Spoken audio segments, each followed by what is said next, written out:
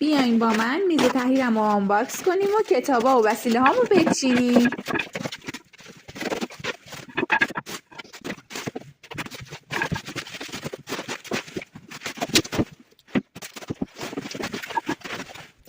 این میز و شلف روی اون رو من اینترنتی سفارش دادم و امروز به دستم رسید. با توجه به قیمتش کیفیت خوبی داشت. پایه‌هاش به راحتی وصل میشن و شلف روی اون هم خیلی کاربردی و خوشگله.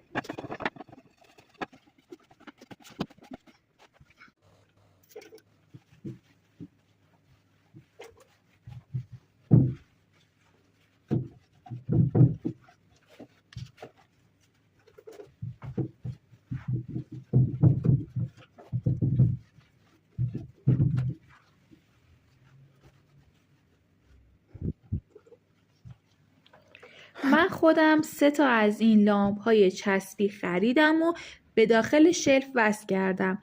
وقتی که شبا برق رو خاموش می‌کنی اینا رو روشن می‌کنی خیلی فضای خوشگلی رو ایجاد می‌کنه روی میز.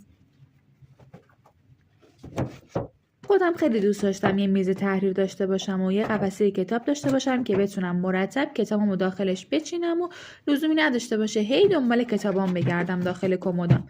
این میز و شلفش خیلی خوشگله، خیلی هم کاربردیه.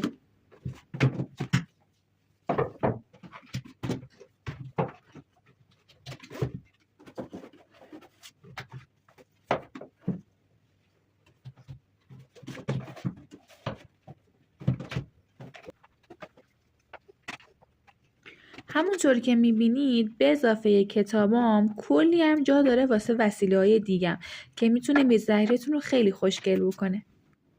اگه شما هم از این مدل میز و شلف‌ها خوشتون میاد برای راهنمایی بیشتر عدد 7 رو کامنت کنید تا مشخصات کامل براتون ارسال بشه.